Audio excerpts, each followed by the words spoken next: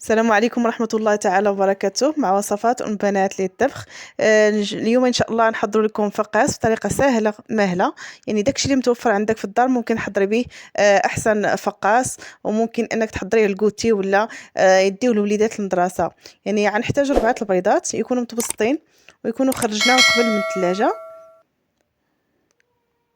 نحتاجو زلاف ديال السكر، بالنسبه اللي بغى يعبر بالكاس يعبر كاس ونص، يعني العبار بكاس ديال العنبه.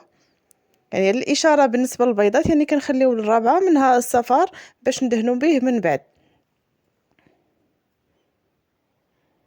تنحتاجو زلافه كذلك ديال الزيت، نفس العبار كما قلنا اللي بغى يعبر بكاس يعني يعبر كاس ونص. كنديروا الياسون اللي هو حبه حلاوه ونافع، وكنديروا واحد القليل من الزنجلان يعني للتنسيم فقط. اللي ما عندوش ما متوفرش عليهم ممكن يستغنى عليهم، ولكن كيعطي واحد المذاق رائع للفقاس. خلطوا المكونات مزيان حتى يتجانسوا مع بعضياتهم.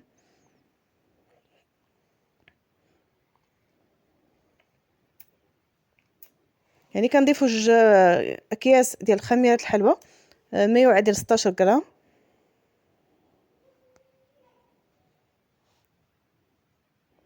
وكنبداو نضيفوا في الدقيق تدريجيا.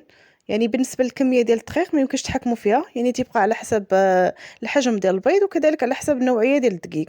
يعني بقاو تضيفوا الدقيق تتجمع عندكم العجين. بالنسبه للعجينه ما تكونش قاصحه مزيان، ما تكونش كذلك مرخوفه. يعني هذا هو القوام ديال العجينه، لاحظوا. يعني ما تكونش تلتصق باليد.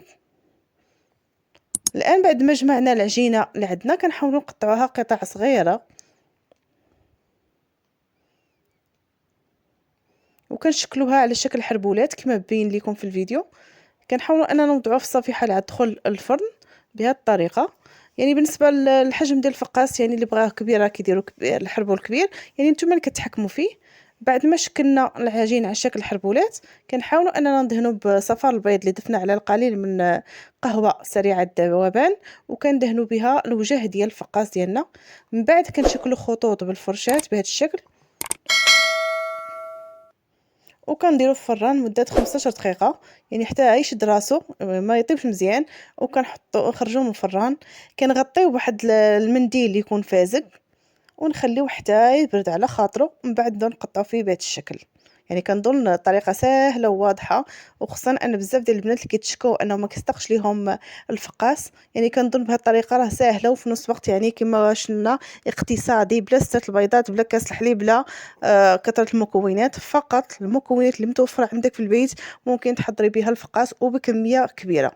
بعد ما قطعناه دخلناه الفران يتحمر من 2 جهات لمدة 5 دقائق حتى 10 دقائق، يعني ردوا البال. وهذا هو الفقاس ديالنا، واجد بالصحة والراحة كما قلت بكمية كثيرة، وكيعطينا فقاس ناجح من المرة الأولى بطريقة سهلة، مكونات اقتصادية. نتمنى يعجبكم بالصحة والراحة.